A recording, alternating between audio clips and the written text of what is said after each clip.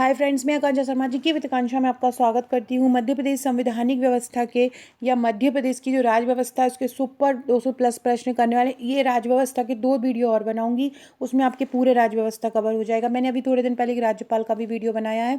ऐसे ही एक और वीडियो बनाऊंगी जिसमें राज्यपाल, मुख्यमंत्री, न्यायाधीश वाले कवर हो जाएंगे। ये वाला जो वीडियो है, ये जो बेसिक क्वेश्चन है राज्य व्यवस्था के, वो इसमें आपको मिल जाएंगे। जैसे उच्च न्यायालय से संबंधित राज्यों के जो अनुच्छेद हैं उनसे संबंधित क्वेश्चन इसमें आपको मिलेंगे। तो चलिए स्टार्ट करते हैं। जो एमपीपीएससी प्रीलिम्स की मेरी टेस्ट सीरीज़ है उसका जो टेस्ट 41 है और टेस्ट 44 है वो मैं आपको इसमें करवा रही हूँ। तो चलिए स्टार्ट करते हैं बिना टाइम गवाए हुए, क्योंकि समय ऑलरेडी ही अपन के पास बहुत कम है। पहला क्वेश्चन है, 11वीं और 12वीं अनुसूची में क्रमशः कुल विषयों की संख्या कैसी। देखो, 11वीं अनुसूची जो है ग्राम पंचायत से संबंधित है और जो 12वीं अनुसूची है वो नगरीय नगर पालिका से संबंधित है, मतलब नगरीय निकाय से संबंधित है। तो ये बोल रहे हैं कि 11वीं और 12वीं अनुसूची में विषयों की संख्या कितनी है। तो 11वीं अनुसूची में विषय हैं 29 और 12वीं अनुसूची में विषय हैं 18। याद रखो, 11वीं अनुसूची में कितने हैं 29 और 12वीं अनुसूची में 18 है। तो 20 का आंसर हो जाएगा। 11वीं अनुसूची या ग्रामीण जो निकाय है उनमें जो कार्यों की संख्या या उसमें जितने भी आपको उसमें कार्य बांटे हैं वो कितने हैं 29 हैं। और नगरीय निकाय को कितने कार्य सौंपे या विषय कितने हैं नगरीय निकाय के, तो 18 हैं। तो 29 और 18 याद रखिए, नगरीय के 18 और ग्रामीण के 29। 11वीं अनुसूची के 29 और 12वीं के 18 विषय। ये क्वेश्चन एक बार एमपीपीएससी पूछ चुकी है, ये वाले क्वेश्चन तो इसलिए एक बार नहीं बहुत बार पूछ चुकी। अगला है, मध्य प्रदेश लघु उद्योग निगम की स्थापना कब हुई थी। 1961 में हुई थी और इसका मुख्यालय जो है भोपाल में है। अगला है, एमपी जिला योजना समिति अधिनियम किस वर्ष पारित हुआ था। तो एमपी जिला योजना समिति जो अधिनियम है वो पारित हुआ था 1995 में। तो एमपी जिला योजना समिति अधिनियम कब आया था, 1995 में आया था। इस अधिनियम का संक्षिप्त नाम है मध्य प्रदेश जिला योजना समिति अधिनियम। तो याद रखिए, जिला योजना समिति के जो अध्यक्ष होते हैं, जो जिला कलेक्टर होता है वो ही इसका, या जिले का जो प्रभारी मंत्री होता है वही इसका अध्यक्ष होता है। तो याद रखिए, जिला परिषद का अध्यक्ष डीपीसी का अध्यक्ष होता है और जिला कलेक्टर जो होता है डीपीसी का सचिव होता है। डीपीसी मतलब जिला योजना समिति। तो इसका जो अध्यक्ष होता है वो डीपीसी का, जिला परिषद का जो अध्यक्ष होता है वही डीपीसी का अध्यक्ष होता है और जिला के जो कलेक्टर होते हैं वो डीपीसी के सचिव होते हैं। और जो जिला, अगर आप पूछेंगे डीपीसी का अध्यक्ष कौन है, तो जो जिले का प्रभारी मंत्री होता है ना वो इसका अध्यक्ष हो जाता है। अगला है, एक उच्च न्यायालय से दूसरे उच्च न्यायालय में न्यायाधीशों का अगर स्थानांतरण करना है तो क्या करेंगे। उस उच्च न्यायालय के मुख्य न्यायाधीश के परामर्श से, संबंधित उच्च न्यायालय के मुख्य न्यायाधीश से, भारत के मुख्य न्यायाधीश के परामर्श से, संबंधित राज्य के राज्यपाल या भारत के राष्ट्रपति, भारत के मुख्य न्यायाधीश के परामर्श के बाद। तो देखो, अगर एक उच्च न्यायालय से दूसरे उच्च न्यायालय में न्यायाधीशों का स्थानांतरण करना है तो वो राष्ट्रपति ही करेगा और वो भी भारत का जो मुख्य न्यायाधीश होगा उसके परामर्श के बाद करेगा। किसका, एक उच्च न्यायालय से दूसरे उच्च न्यायालय में न्यायाधीशों का स्थानांतरण। अगला है, उच्च न्यायालय के एक न्यायाधीश को उसके कार्यकाल के दौरान पद से हटाया जा सकता है।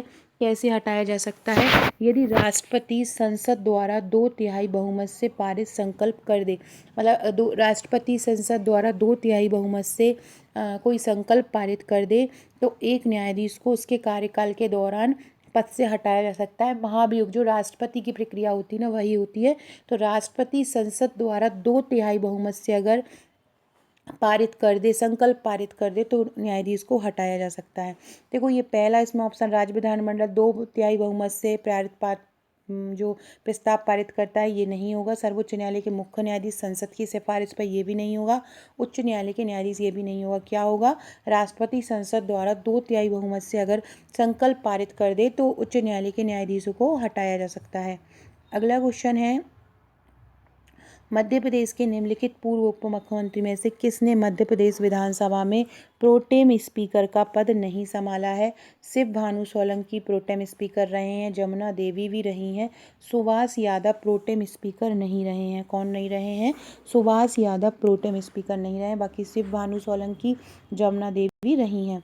अगला है निम्नलिखित में से कौन सा भारत में पंचायती राज संस्थाओं को संवैधानिक व्यवस्था बनाने का पहला प्रयास था। देखो 73वें संविधान संशोधन में तो पारित ही हो गया है, पंचायती राज संवैधानिक व्यवस्था हो गई है, लेकिन जो पहला जो प्रयास किया था पहला, वो 64वां संविधान संशोधन 64वां संविधान संशोधन जब आया था तो पंचायती राज संस्थाओं को संवैधानिक बनाने का प्रयास इसमें किया गया था। अगला है मध्य प्रदेश के किस जिले में अनुसूचित जनजाति संख्या में न्यूनतम 10 की वृद्धि दर्ज की गई है, मतलब सबसे कम वृद्धि हुई है, तो वो है मंदसौर में। बहुत इंपॉर्टेंट क्वेश्चन है ये।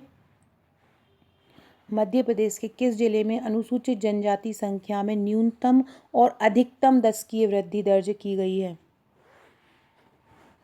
तो याद रखना। और इसके अलावा जो न्यूनतम अनुसूचित जाति जो जिला है, न्यूनतम एससी वाला जिला है झाबुआ, और सर्वाधिक एसटी वाला जिला है झाबुआ और अलीराजपुर। अलीराजपुर अलग हो गया है झाबुआ से, तो अब अलीराजपुर हो गया है।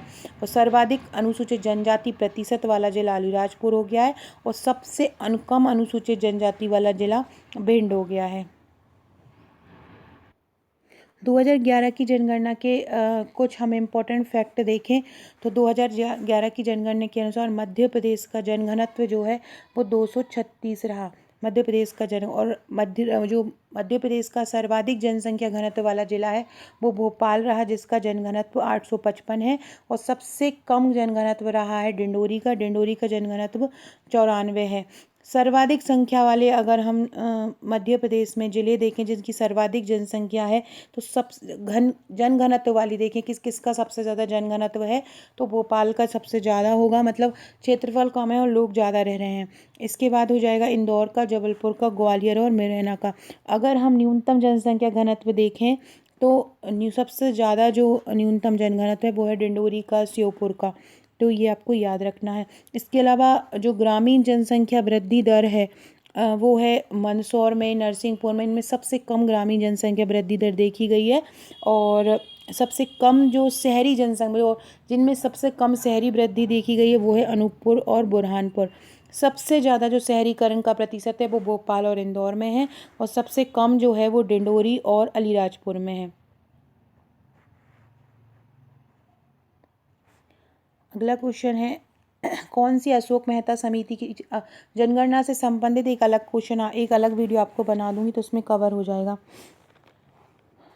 कौन सी अशोक मेहता समिति की सिफारिश थी? पंचायती राज व्यवस्था 2 स्तरीय होना चाहिए, बिल्कुल सही है। पंचायती राज संस्थाओं के पास कराधान की मतलब कर ग्रहण करने की शक्ति होना चाहिए, ये भी सही है। पंचायत चुनाव में सभी स्तरों पर राजनीतिक दलों की भागीदारी होना चाहिए, तो ये भी सही है। तो ये सभी आंसर इसके सही हो जाएंगे। अगला क्वेश्चन है निम्नलिखित में से कौन मध्य प्रदेश राज्य चुनाव आयोग के अध्यक्ष और मध्य प्रदेश के मुख्य सचिव रह चुके हैं? जो मध्य प्रदेश राज्य चुनाव आयोग जो रहा था उसमें अध्यक्ष भी आ गए हैं और मध्य प्रदेश के प्रमुख सचिव भी रह चुके हैं, तो ये है आर परशुराम। आर परशुराम मध्य प्रदेश राज्य चुनाव आयोग के अध्यक्ष भी रहे हैं और मध्य प्रदेश के मुख्य सचिव भी रहे हैं, तो दोनों इसका आंसर सही हो जाएंगे। अगला क्वेश्चन है मध्य प्रदेश में किस मुख्यमंत्री के विरुद्ध सर्वाधिक संख्या में अविश्वास प्रस्ताव लाया गया है? अर्जुन सिंह। अर्जुन सिंह के समय सर्वाधिक संख्या में अविश्वास प्रस्ताव लाया गया। 73वें संविधान संशोधन अधिनियम के संबंध में निम्नलिखित में से कौन सा कथन सही है? तो इसमें भाग 9 जोड़ा गया, बिल्कुल सही है। इसमें 11वीं अनुसूची जोड़ी गई, ये भी सही है। इसे राजीव गांधी सरकार के दौरान पारित किया गया, ये बिल्कुल गलत है। इसे राजीव गांधी की उस समय मृत्यु हो चुकी थी क्योंकि ये 1992 में आया था, तो ये नरसिंह राव के समय आया था, राजीव गांधी के समय नहीं आया था, तो तीसरा गलत हो जाएगा, ऊपर के दोनों सही हो जाएंगे। कौन एक सार्वजनिक उपाधि प्राप्त करने वाले मध्य प्रदेश के एकमात्र राज्यपाल थे? पी पट्टाभी सीतारमैया, NN वाचू, HPV पाटस्कर या सत्यनारायण सिन्हा। इनमें से कौन ऐसे थे जिनको पद्म विभूषण मिला था? तो HVP पाटस्कर जो थे वो मध्य प्रदेश के एकमात्र ऐसे राज्यपाल थे जिनको पद्म विभूषण मिला था। ये क्वेश्चन राज्यपाल से संबंधित क्वेश्चन, क्योंकि राज्यपाल अलग से मेंशन किया गया है आपके सिलेबस में, तो ये क्वेश्चन बहुत इंपॉर्टेंट हो जाएगा। मध्य प्रदेश के एकमात्र ऐसे राज्यपाल कौन थे जिनको पद्म विभूषण मिला है? तो हरि विनायक पाटस्कर इनका नाम है, हरि विनायक पाटस्कर, HVV पाटस्कर। तो याद रखना मध्य प्रदेश की पहली महिला राज्यपाल कौन थी? सरला अग्रवाल थी। 1989 से 90 इनका समय था और ये भारत की दूसरी महिला प्रशासनिक अधिकारी भी थी, तो ये याद रखना। अगला क्वेश्चन है, मध्य प्रदेश में किस फूड पार्क का मिलान गलत है? निमरानी, खंडवा, बोरगांव, छिंदवाड़ा, बरौदी, शिवपुरी और मनेरी मंडला, इनमें से कौन ऐसा है जिसका ऑप्शन गलत है? निमरानी, खंडवा गलत है, बाकी सब बोरगांव, छिंदवाड़ा में है, बरौदी, शिवपुरी में है और मनेरी मंडला में है। निमरानी खंडवा में नहीं है, तो याद रखना बोरगांव, छिंदवाड़ा में है। ये एक बार और पहले भी ये पूछा गया है, तो याद रखना। निमरानी खरगोन में है। निमरानी कहाँ है? निमरानी खरगोन में है। अगला है, किस वर्ष मध्य प्रदेश में पंचायत राज अधिनियम पारित नहीं हुआ था? 1962, 81, 90 और 95। देखो 62 में आया, 81 में आया, 90 में आया, 95 में पंचायती राज अधिनियम नहीं आया था, तो इसका आंसर हो जाएगा। कौन मध्य प्रदेश का स्पीकर, डिप्टी स्पीकर और प्रोटेम स्पीकर नहीं रहा है? रामकृष्ण किशोर शुक्ल रहे हैं, श्रीनिवास तिवारी भी रहे हैं, ईश्वर दास रूहानी और ऊपर के सभी। तो ईश्वर दास रूहानी नहीं रहे हैं, बाकी के जो सभी हैं वो रहे हैं, बाकी के सभी रहे हैं। ईश्वर दास रूहानी नहीं रहे हैं, बाकी के सभी मध्य प्रदेश के स्पीकर भी रहे हैं, डिप्टी स्पीकर भी रहे हैं और प्रोटेम स्पीकर भी रहे हैं। रामकिशोर शुक्ल और श्रीनिवास तिवारी मध्य प्रदेश में स्पीकर भी रहे, डिप्टी स्पीकर भी रहे और प्रोटेम स्पीकर भी रहे, और ईश्वर दास रूहानी नहीं रहे। कौन मध्य प्रदेश का सबसे कम उम्र का राज्यपाल है? मध्य प्रदेश के सबसे कम उम्र के राज्यपाल कौन है? सरला अग्रवाल। ये मध्य प्रदेश की जो पहली महिला राज्यपाल भी हैं, मध्य प्रदेश के सबसे कम उम्र के राज्यपाल भी हैं, तो याद रखना सबसे कम उम्र की राज्यपाल कौन सी है? सरला अग्रवाल मध्य प्रदेश में सबसे कम उम्र की राज्यपाल हैं। अगला क्वेश्चन है, मध्य प्रदेश के निम्नलिखित में से कौन से न्यायाधीश मध्य प्रदेश के कार्यवाहक राज्यपाल नहीं रहे हैं? इनमें से जब भी राज्यपाल अपना पद किसी कारण से छूट जाता है, मृत्यु हो जाती है, कोई और कारण होता है, तो जो न्यायाधीश होते हैं वो उसका कार्यवाहक राज्यपाल के रूप में काम करते हैं। तो पूछना है इनमें से कौन नहीं रहा है? PV दीक्षित रहे हैं, ND ओझा भी रहे हैं, GP सिंह भी रहे हैं, JS वर्मा कार्यवाहक राज्यपाल नहीं रहे हैं। PV दीक्षित, ND ओझा और GP सिंह रहे हैं। अगला है, मध्य प्रदेश के निम्नलिखित मुख्यमंत्री से कौन पंजाब के राज्यपाल रह चुके हैं? तो अर्जुन सिंह पंजाब के राज्यपाल भी रह चुके हैं। ये मध्य प्रदेश के मुख्यमंत्री भी रहे हैं और पंजाब के राज्यपाल रह चुके हैं। अगला है, मध्य प्रदेश में सेवा प्रोत्साहन योजना का संचालन किस विभाग द्वारा किया जा रहा है? अनुसूचित जाति कल्याण विभाग। सेवा प्रोत्साहन योजना का संचालन किसके द्वारा है? अनुसूचित जाति कल्याण विभाग। सेवा प्रोत्साहन योजना का संचालन किस विभाग द्वारा किया जा रहा है? अनुसूचित जाति कल्याण विभाग द्वारा किया जा रहा है।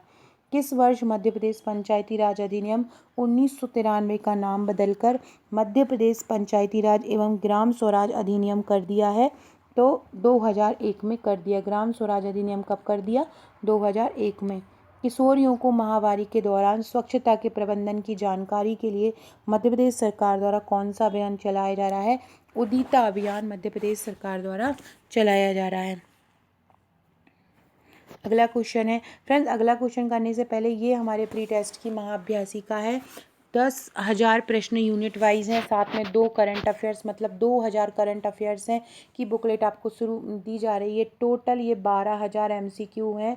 ये आपके लिए 100 टेस्ट हैं यूनिट वाइज, हर यूनिट से 10 टेस्ट हैं, हाँ मतलब हर यूनिट से 1,000 प्रश्न हैं और सुपर डुपर सारांश है हर चीज़ का। जो क्वेश्चन बहुत ज़्यादा पूछे जा रहे हैं, पिछले एग्जाम में पूछे जा चुके हैं, उन्हीं में से यहाँ पे क्वेश्चन कवर किया है। बहुत ही शानदार तूफानी संग्रह है ये प्रश्नों का, इनको ज़रूर लगाइए। जिन्होंने नहीं लिया है वो भी अभी लेके जो बचे हुए 6-7 दिन हैं उनमें आप 2 से 3 दिन भी जो मेन टेस्ट भी लगाएंगे, इसके आपने 40 टेस्ट भी लगा लिया तो आपका जो मेन टॉपिक है वो आपके कवर हो जाएंगे। तो इनको ज़रूर लगाइएगा। ये टोटल 3 बुकलेट में आपको मिलेंगे, सॉफ्ट और हार्ड कॉपी में ये उपलब्ध है। और हार्ड कॉपी अगर है तो वो आपको नेक्स्ट प्रीलिम्स के लिए भी आप मंगा सकते हैं, तो आप उसको बाद में भी मंगा सकते हैं क्योंकि नेक्स्ट प्रीलिम्स भी आपका अप्रैल में है। और इसकी सॉफ्ट कॉपी आप तुरंत ले सकते हैं, 499 रुपये की इसकी सॉफ्ट कॉपी है। तो और ये प्रीलिम्स का ब्रह्मास्त्र है, इसमें हर कहीं से भी मेरे को अच्छे क्वेश्चन मिले हैं तो वो मैंने इसमें कर डाले हैं। तो इसलिए यहाँ से आपको प्रश्न बनना ही बनना है। इसके अलावा मैं इसके साथ एक टेस्ट ग्रुप भी आपको दिया जा रहा है, उस ग्रुप में भी मैं आपको तैयारी करा रही हूँ, वहाँ भी महत्वपूर्ण क्वेश्चन दे रही हूँ, वहाँ भी महत्वपूर्ण अपडेट दे रही हूँ। तो अगर नहीं देखे हैं तो वो ज़रूर देखिएगा, अगर नहीं लिए हैं तो ज़रूर लीजिएगा। तुरंत जैसे ही आप पेमेंट करेंगे ग्रुप से जोड़ लिया जाएगा। ग्रुप में भी इन 6 दिनों में बहुत शानदार तैयारी, चाहे सूचकांक से संबंधित प्रश्न हो, चाहे करंट से संबंधित प्रश्न हो, हर क्वेश्चन मैं आपको वहाँ पे कराने वाली हूँ। अगला क्वेश्चन देखते हैं, किसे राज्य की विधानसभा को भंग करने का अधिकार है? कौन राज्य की विधानसभा को भंग कर सकता है? राज्यपाल। जैसे कि लोकसभा को राष्ट्रपति कर सकता है, ऐसे राज्य की विधानसभा को राज्यपाल भंग कर सकता है। क्वेश्चन का स्टेट लेवल आप देख रहे हैं किस तरह से, अगर आप ये क्वेश्चन कर लेते हैं पूरे तो एक भी क्वेश्चन आपका बाहर नहीं जाएगा। करंट अफेयर्स भी मैंने आपको दिए ही हैं पूरे, 2000 अलग से दे रहे हैं, टेस्ट में भी अलग से दिए हैं, बाकी ग्रुप में भी मैं करा ही रही हूँ। एक और बात, अगर आपने आपका नंबर मेरे पास व्हाट्सएप पर सेव नहीं कराया है तो सेव करा दीजिए, 6260190944 ये मेरा व्हाट्सएप नंबर है। यहाँ पे आपको मुझे हाय लिखकर भेज देना है। इससे क्या होगा ना, आपका नंबर मेरे पास सेव हो जाएगा, और सेव हो जाएगा तो महत्वपूर्ण अपडेट आपको मिलते रहेंगे। क्या स्टेटस के थ्रू भी आपको क्वेश्चन आंसर मिलते रहेंगे अगर आपका नंबर मेरे पास सेव होगा, क्योंकि स्टेटस में भी मैं बहुत सारे क्वेश्चन आपको याद करवा दूंगी। लास्ट एग्जाम में स्टेटस के सीधे सीधे क्वेश्चन मेरे पास आ गए थे। अगला क्वेश्चन है, जनगणना 2011 के अनुसार मध्य प्रदेश की कुल साक्षरता दर कितनी है? 69.32%। कितनी है? 69.32% मध्य प्रदेश की कुल साक्षरता दर है। अगला है, काशी प्रसाद पांडे समिति का संबंध किससे है? पंचायती राज अधिनियम से है काशी प्रसाद पांडे का नीति का संबंध। कौन उच्च न्यायालय के न्यायाधीश को न्यायाधीश पद की शपथ दिलाता है? राज्य का राज्यपाल। राज्य का जो राज्यपाल है वो उच्च न्यायालय के न्यायाधीश को अपने पद की शपथ दिलाता है। मध्य प्रदेश में एल्कोइड का कारखाना कहाँ है? मध्य प्रदेश में जो एल्कोइड का कारखाना है वो नीमच में है। रूमा, बाबरिया, मोहवासी, दुलारिया, बंदोया और बंदोरिया जातियाँ मध्य प्रदेश की किस जनजाति से संबंधित हैं? कोरकू। बाबरिया, रूमा, मोहवासी किससे हैं? कोरकू से संबंधित हैं। जनगणना 2011 के अनुसार मध्य प्रदेश अनुसूचित जाति का जनसंख्या का प्रतिशत की दृष्टि से भारत में कौन सा स्थान है? 8वां। मध्य प्रदेश में अनुसूचित जाति का पूछ रहे हैं, जाति की दृष्टि से देखें तो मध्य प्रदेश का स्थान 8वां है। अनुसूचित जाति मध्य प्रदेश में 8वें नंबर पे पाई जाती है। कमेंट करके बताइए कि भारत में सबसे ज़्यादा जो अनुसूचित जाति प्रतिशत है वो कहाँ पर पाया जाता है? भारत में सबसे ज़्यादा अनुसूचित जाति का प्रतिशत कहाँ पाया जाता है? जैसे कि जनजाति का तो कहाँ पाया जाता है? हमारे मध्य प्रदेश में पाया जाता है। जनजातियों का कहाँ पे पाया जाता है ये बताइएगा मुझे कमेंट बॉक्स में। सभी लोग कमेंट जरूर कीजिएगा, कमेंट करते हैं तो पता रहता है कौन कौन वीडियो देख रहे हैं, तो सभी लोग कमेंट जरूर किया कीजिए। अगला क्वेश्चन है, RCPV नरोना के संबंध में कौन सा कथन सही है? RCPV नरोना के संबंध में कौन सा कथन सही है? मध्य प्रदेश के में प्रथम राष्ट्रपति शासन के दौरान उन्हें सलाहकार के रूप में नियुक्त किया गया। बिल्कुल सही है, RCPV नरोना को सलाहकार के रूप में नियुक्त किया गया। उन्होंने एक किताब लिखी, a tale told by an idiot. क्या? A tale told by an idiot. ये मध्य प्रदेश के प्रथम मुख्य सचिव थे, ये प्रथम मुख्य सचिव नहीं थे। उन्होंने एक किताब लिखी, a tale told by an idiot, ये भी सही है। और इन्होंने प्रथम राष्ट्रपति शासन के दौरान सलाहकार की भूमिका निभाई थी, तो ये भी आपको याद रखना है। मध्य प्रदेश में प्रथम राष्ट्रपति शासन के दौरान इन्होंने एक सलाहकार की भूमिका निभाई थी। और जो मध्य प्रदेश में, जो भारत में अगर पहली बार, अगर मध्य प्रदेश में कितने बार लग चुका है? 3 बार राष्ट्रपति शासन लग चुका है। और 1977 में ये पहली बार लगा था, और फिर 1980 में ये दूसरी बार लगा था, वही तुरंत ही तीसरी बार लग गया था। तो तीसरी बार राष्ट्रपति शासन लग चुका था, पहली और 1977 में लगा था। और श्याम चरण शुक्ल जो उस समय मुख्यमंत्री थे, उनको विधानसभा में बहुमत प्राप्त होने के बावजूद सरकार बर्खास्त कर दिया गया था। पहली बार भारत में राष्ट्रपति शासन कहाँ पे लगा था? तो पंजाब में लगा था 1951 में, तो ये याद रखना। आपसे पूछे मध्य प्रदेश में टोटल कितने बार राष्ट्रपति शासन लग चुका है, तो तीन बार लग चुका है। अनुच्छेद 356 के तहत ये राष्ट्रपति शासन लगाया जाता है, कोई भी आपातकाल हो, राज्य में विधानसभा भंग हो गई हो, और तो ये लगाया जाता है। और पहला श्यामचरण शुक्ल को बर्खास्त कर दिया था, इसलिए लगाया। दूसरा जो है 1980 में लगाया गया था, और तीसरा जो है 1992 में लगाया गया था, जब बाबरी मस्जिद वाला जो काम हुआ था उस समय लगाया गया था। दूसरा जो लगाया था सुंदरलाल पटवा के समय लगाया गया था, उनको बर्खास्त कर दिया गया था। पहला श्यामचरण शुक्ल को बर्खास्त कर दिया गया था, तब लगाया गया था। राष्ट्रपति शासन की घोषणा को संसद द्वारा 2 महीने के भीतर साधारण बहुमत से अनुमोदित करना चाहिए। भी ध्यान रखना, ये भी क्वेश्चन पूछ सकते हैं कि राष्ट्रपति शासन की घोषणा को संसद द्वारा 2 महीने के भीतर, यहाँ पे 6 महीने मत लगाइएगा, 2 महीने के भीतर ही 2 महीने के भीतर ही पारित करना होता है, तो याद रखना। अच्छा, मध्य प्रदेश में अगर आपसे पूछें कि राष्ट्रपति शासन के दौरान राज्यपाल कौन थे, तो 1980 में जो प्रथम जो लगा था तब थे चेप्पीडोरा मुनाचा। 80 में उसके बाद दूसरी बार बन गए थे भगवत दयाल शर्मा। फिर 92-93 की अगर बात करें तो 2 कुमार महमूद अली और मोहम्मद शफी कुरैशी बने थे। अगला क्वेश्चन है, अनुच्छेद 243 डी के अनुसार पंचायत चुनाव में अनुसूचित जाति और अनुसूचित जनजाति के लिए आरक्षण कितना है? जनसंख्या के अनुपात में आरक्षण है, जैसी जनसंख्या होगी वैसे ही पंचायत चुनाव में आरक्षण दिया जाएगा। तो याद रखना 243 डी में जिसमें आरक्षण की बात की गई है 243 डी अनुच्छेद में, तो अगर वहाँ पे जो कितना आरक्षण दिया जाएगा पंचायत चुनाव में, तो जैसी जनसंख्या होगी एससी और एसटी की उसके अनुपात में दिया जाएगा। ट्राइफेक किससे संबंधित है? राज्य में निवेश को बढ़ावा देने से संबंधित है ट्राइफेक। अगला है, कौन दिग्विजय सिंह के मुख्यमंत्री के कार्यकाल के दौरान उप मुख्यमंत्री रहे थे? शिव भानु सोलंकी। शिव भानु सोलंकी दिग्विजय सिंह की मुख्यमंत्री जब बने थे उस समय मुख्यमंत्री नहीं थे, कौन थे? उप मुख्यमंत्री नहीं थे शिव भानु सोलंकी। सुभाष यादव, जमुना देवी, ये उस कार्यकाल के दौरान उप मुख्यमंत्री रहे हैं, लेकिन शिव भानु सोलंकी उप मुख्यमंत्री नहीं रहे हैं। अगला है, कौन सा अनुच्छेद सुमेलित नहीं है? अनुच्छेद 214 उच्च न्यायालयों का अभिलेख के उद्धरण होना। इसमें बताना है सही सुमेलित कौन सा है, इनमें से कौन है जो सही सुमेलित है? अनुच्छेद 214 उच्च न्यायालयों का अभिलेख के उद्धरण, अनुच्छेद 219 उच्च न्यायालयों के न्यायाधीशों का शपथ या प्रतिज्ञान, अनुच्छेद 222 कार्यवाहक मुख्य न्यायाधीश की नियुक्ति, ये नहीं। अनुच्छेद 222 का मतलब होता है अगर एक जगह से दूसरे जगह में उच्च न्यायालय के न्यायाधीश का स्थानांतरण होना, तब 222 होता है, और ये 222 पिछले MPPSC प्रीलिम्स में आया था। अनुच्छेद 223 एक न्यायाधीश का एक उच्च न्यायालय दूसरे न्यायाधीश में स्थान, ये नहीं, ये गलत है। ये वाला जो अनुच्छेद 223 लिखा है वो 222 में होगा। ऊपर की अगर दोनों देखी जाए, उच्च न्यायालयों का अभिलेख के उद्धरण होना, तो ये सही है। और अनुच्छेद 219 उच्च न्यायालय के न्यायाधीशों द्वारा शपथ, अनुच्छेद जो 219 है वो क्या बताता है कि न्यायाधीशों की शपथ बताता है 219, और 214 उच्च न्यायालयों का अभिलेख का होना बताता है। अगला है, संविधान के किस अनुच्छेद के तहत राज्यपाल किसी विधेयक को राष्ट्रपति की मंजूरी के लिए भेज सकता है? ये बहुत इंपॉर्टेंट है, इस प्रकार के क्वेश्चन PSC पूछ रही है, पिछली बार भी उसने पूछा था। तो किस के तहत राज्यपाल जो है किसी भी विधेयक को राष्ट्रपति के पास भेज सकता है मंजूरी के लिए? अनुच्छेद 200 के तहत भेज सकता है। मध्य प्रदेश उच्च न्यायालय के निम्नलिखित न्यायाधीशों में कौन भारत का मुख्य न्यायाधीश नहीं रहा है? हिदायतुल्ला रहे हैं, JS वर्मा रहे हैं, ऐसे बेवड़े रहे हैं, ND ओझा नहीं रहे हैं।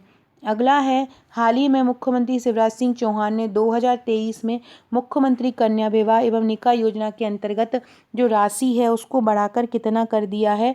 तो उसको बढ़ाकर 55,000 कर दिया है।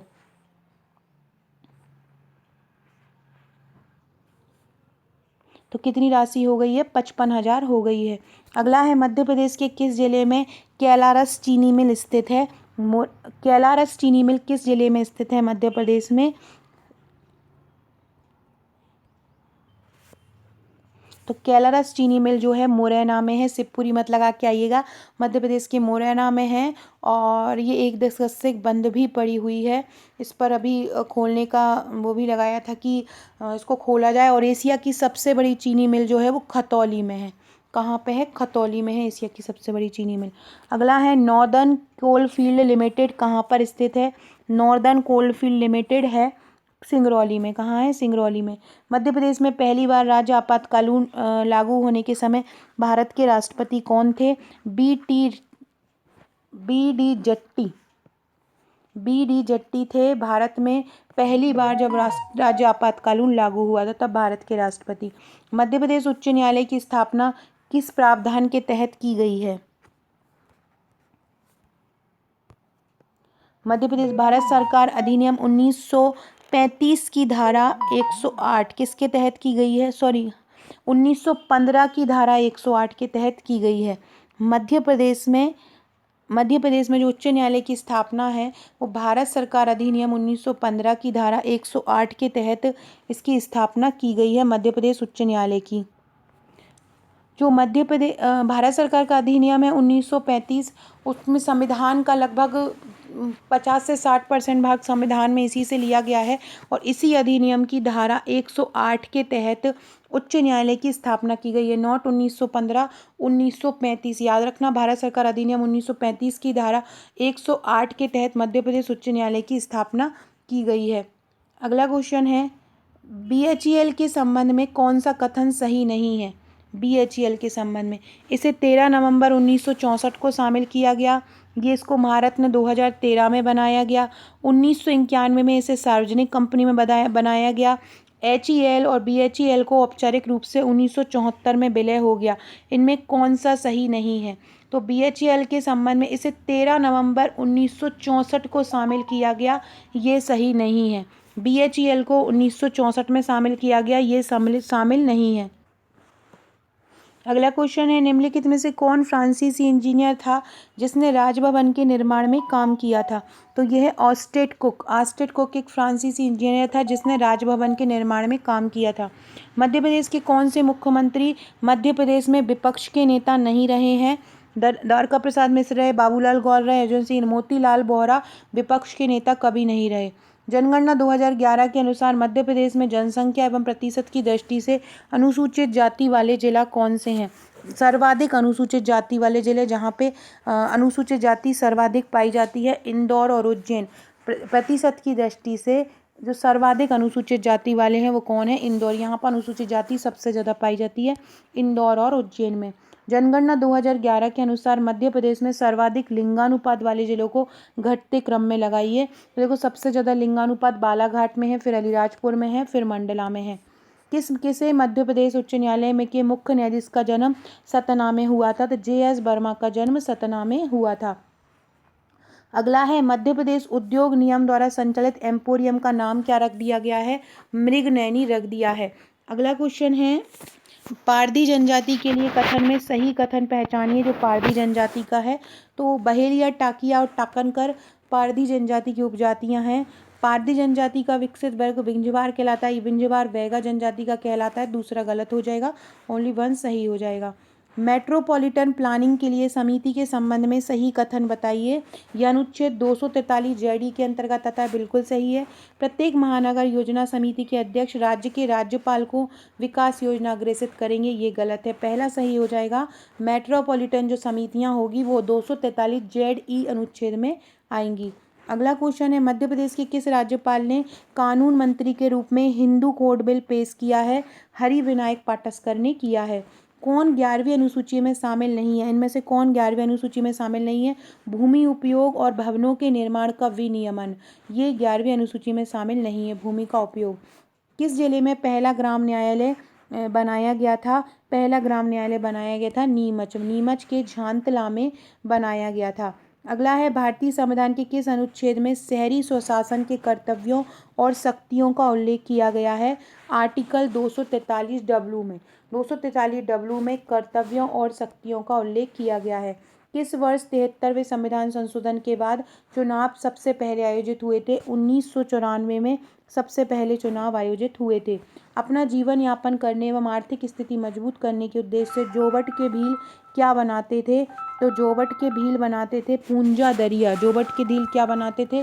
पूंजा दरिया जोबट के भील बनाते थे। तो जीवन यापन करने के लिए जोबट के भील किसका यूज़ करते हैं? पुंजा दरिया का। कत्था बनाने वाली मध्य प्रदेश की प्रथम जनजाति कौन है जो कत्था बनाती है? वो है खैरवार। ऑप्टिकल फाइबर उद्योग मध्य प्रदेश के किस शहर में स्थित है? मंडीदीप में है ऑप्टिकल फाइबर। मध्य प्रदेश सरकार की संत रविदास स्वरोजगार योजना का संचालन किसके द्वारा किया जा रहा है? अनुसूचित जाति वित्त विकास निगम द्वारा किया जा रहा है। अगला क्वेश्चन है, सेठ गोविंद दास चीनी मिल कहाँ पर है? मुरैना, पन्ना, उज्जैन या देवास? तो सेठ गोविंद दास जो चीनी मिल है वो उज्जैन में है। सेठ गोविंद दास चीनी मिल कहाँ पे है? उज्जैन में है। National news print and paper mills limited की स्थापना कब हुई थी? 1947 में हुई थी। National news print and paper mills Burhanpur में है, 1947 में स्थापना हुई थी। इम्पेटस इन्फोटेक लिमिटेड द्वारा अनुरक्षित विशेष आर्थिक क्षेत्र कहाँ पर है? तो विशेष आर्थिक क्षेत्र है इंदौर में। कहाँ पर है? इंदौर में है। अगला है, निम्नलिखित में से कौन सा लेख अनुच्छेद पंचायतों की सदस्यता की अयोग्यताओं से संबंधित है? अनुच्छेद 243F। अनुच्छेद 243F अयोग्यता से संबंधित है। ये 243 वाले जितने भी अनुच्छेद है उसको मैंने पहले एक ट्रिक द्वारा करवा दिया है आपको। अभी एक और वीडियो लाके दोबारा से भी ट्रिक से ही करवा दूंगी, जिससे आपके ये वाला अनुच्छेद पूरे याद हो जाएंगे। मध्य प्रदेश में नगर निगमों में कौन सा एक समय सही नहीं है जहाँ पर नगर निगम नहीं है? सागर में भी है, रतलाम में भी है, सिंगरौली में, और वर्तमान में भिंड में भी हो गई है। तो ये चारों ही ऑप्शन सही हो जाएंगे, सभी जगहों पर नगर निगम है। कौन राज्य योजना बोर्ड के अध्यक्ष के रूप में काम करता है? राज्यपाल, राष्ट्रपति, राज्य विधानसभा अध्यक्ष या मुख्यमंत्री? तो मुख्यमंत्री काम करता है। राज्य योजना बोर्ड के अध्यक्ष के रूप में कौन काम करता है? मुख्यमंत्री करता है। कौन करता है? मुख्यमंत्री। अगला क्वेश्चन है, कौन लोकसभा में सदन का पहला ऐसा नेता था जो प्रधानमंत्री नहीं बना? और सदन का नेता था वो था सत्यनारायण सिन्हा, जो सदन का पहला ऐसा नेता था जो प्रधानमंत्री नहीं बना। भारतीय संविधान के किस अनुच्छेद में राज्यपाल की क्षमादान शक्ति का उल्लेख है? किस अनुच्छेद में क्षमादान शक्ति का उल्लेख है?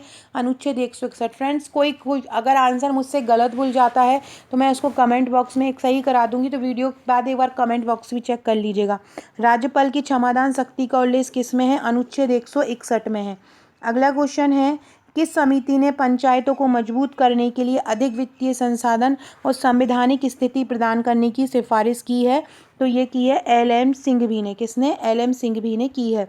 राज्य वित्त आयोग का गठन किस अनुच्छेद के तहत किया गया है? राज्य वित्त आयोग का गठन 243I और 243Y में किया गया है। 243I और 243Y में किया गया है। कौन सा अनुच्छेद पंचायतों की संरचना से संबंधित है? 243C संबंधित है। सभी स्तरों पर सदस्य निर्वाचित होते हैं। कैसे होते हैं? सीधे। पंचायती व्यवस्था में सभी स्तरों पर सदस्य कैसे निर्वाचित होते हैं? सीधे। जनपद पंचायतों में सदस्यों की अधिकतम और न्यूनतम संख्या कितनी है? 25 अधिकतम है और न्यूनतम है 10। जनगणना 2011 के अनुसार मध्य प्रदेश में अनुसूचित जाति और जनजाति और जाति की साक्षरता दर कितनी है? तो देखो, जनजाति की 50.55 है और जाति की 66.16 है। 50.55 किसकी है? जनजाति की है, और 66.16 जातियों की है। तो याद रखना। Grey iron foundry GIF Madhya Pradesh के किस जिले में है? जबलपुर जिले में है। ग्रे आयरन फाउंड्री कहाँ पर है? जबलपुर जिले में है। ये सबके नीचे आंसर दिए हुए, आप मोबाइल से भी टेस्ट लगाएंगे ना तो बहुत आसानी से आपको लग जाएंगे। अगला क्वेश्चन है, मध्य प्रदेश राज्य मत्स्य नीति किस वर्ष पारित हुई थी? 2008 में हुई थी। मध्य प्रदेश में नगर पालिकाओं के बारे में कौन सा सही है? वर्तमान में 16 नगर निगम है। दतिया मध्य प्रदेश का प्रथम नगर नहीं था। वर्तमान में 16 नगर निगम है, ये सही है। अगला है, भारतीय संविधान की 11वीं अनुसूची में कितने विषयों को रखा गया है? 29। पंचायत विभाग द्वारा मासिक पत्रिका का प्रकाशन कब से किया जा रहा है? 1997 से। पहाड़ियों पर रहने वाले भीलों को क्या कहते हैं? जो भील पहाड़ियों पर रहते हैं उन्हें पालवी भील कहते हैं। कौन से? Palvi Bhil. A grain of sand in the hour glass of time किसकी आत्मकथा है? तो ये अर्जुन सिंह की है। A grain of sand in the hour glass of time. Gond जनजाति का सामाजिक सांस्कृतिक अध्ययन किसने किया है? प्रोफेसर श्याम चरण दोबे ने किया है गोंड जाति का सामाजिक सांस्कृतिक अध्ययन। ग्राम सभा के बारे में सही कथन बताना है। राज्य में ग्राम सभा का गठन अनुच्छेद 243 है कि बिल्कुल सही है। ग्राम सभा, इसमें एक गांव में रहने वाले सभी व्यक्ति शामिल होते हैं, ये नहीं है।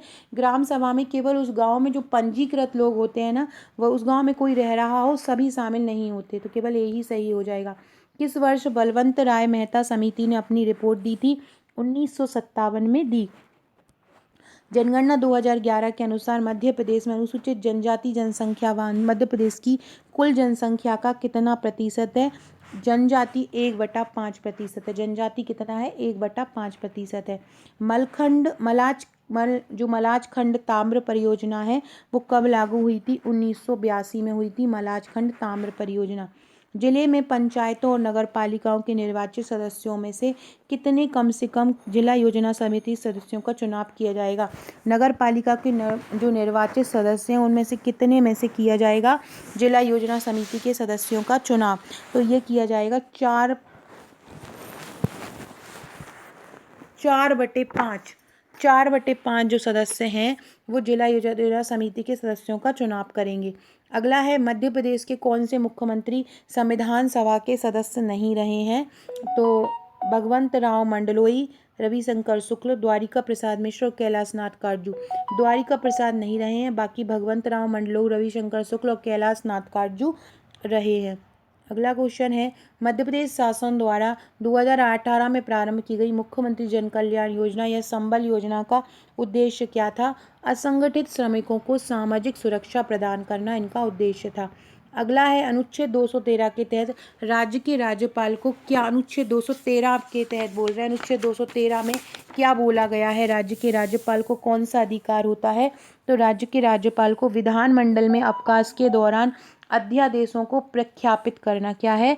विधानमंडल में अवकाश के दौरान जो अध्यादेश होते हैं, मतलब अध्यादेश के बारे में, राज्यपाल के अध्यादेश के बारे में 213 में कहा गया है। किस राज्य की विधानसभा की अधिकतम संख्या कितनी हो सकती है? किसी राज्य की विधानसभा में अधिकतम संख्या कितनी हो सकती है? 500 सदस्य हो सकते हैं।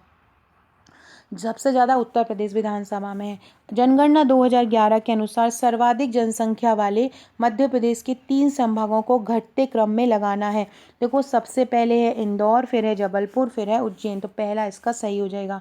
1993 में जो पंचायती राज और ग्राम स्वराज अधिनियम शामिल थे, उसमें क्या क्या शामिल था? उसमें 15 अध्याय और 132 खंड शामिल थे। किस जिले में महिला साक्षरता दर सर्वाधिक है? भोपाल में महिला साक्षरता दर सर्वाधिक है। किस अनुच्छेद में पंचायत और नगर पालिकाओं की सदस्यता के लिए अयोग्यताओं का उल्लेख किया गया है? 243F और 243B में अयोग्यताओं का वर्णन, सदस्यता का वर्णन F में और अयोग्यताओं का वर्णन B में किया गया है। ये 243 जो 243 वाला जो अनुच्छेद है, वो एक बार रुक जाइए, मुझे को 243B में कन्फ्यूज़न है, कन्फ्यूज़न दूर कर देती हूँ। तो ये सही हो जाएगा। 243 जो F है वो पंचायत और नगर पालिकाओं की सदस्यता और अयोग्यता का वर्णन करता है। अगला क्वेश्चन है, मध्य प्रदेश की आगामी जनगणना 2021 में कितने विषय शामिल हैं? तो आगामी जो जनगणना होने वाली, जो कोविड के कारण टल गई है, उसमें 31 विषय शामिल थे जो 2021 में होने वाली थी। कौन भोपाल राज्य का प्रथम आयुक्त बने हैं? कौन भोपाल राज्य का बना है? NV बनर्जी भोपाल राज्य के प्रथम आयुक्त थे। पिछली विधानसभा के समय पूर्व विघटन के बाद नई गठित पंचायत का कार्यकाल कितना था? पिछली पंचायत की जो भी अवधि बचेगी उसका अवशेष जो है वो नई गठित पंचायत का कार्यकाल रहेगा। कौन सा सही सुमेलित है? रेलवे स्लीपर फैक्ट्री भोपाल बिल्कुल सही है। Railway sleeper factory Bhopal, railway coach factory Sehore, उर्वरक कारखाना गुना, इनमें से बोल रहे हैं कौन सही सुमेलित है?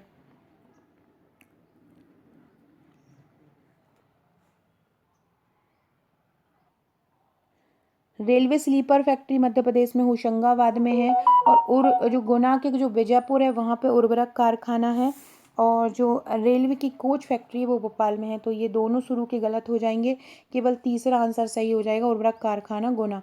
रौतेला, कोठोतिया, दसोरा, ठाकुरिया और भड़तिया किसकी प्रजाति हैं? तो ये कोल जनजाति की उपजातियाँ हैं। मध्य प्रदेश की प्रथम विधानसभा का कार्यकाल कितना है? 1956 से 57 मध्य प्रदेश की प्रथम विधानसभा का कार्यकाल है। फ्रेंड्स, इसके आगे के जो 100 क्वेश्चन बचे हुए हैं वो नेक्स्ट वीडियो में कराऊंगी मैं। अभी के लिए इतना ही। वीडियो अच्छा लगा हो तो लाइक शेयर ज़रूर कीजिएगा और इन क्वेश्चन को अच्छे से कर लीजिएगा। Okay friends, thank you.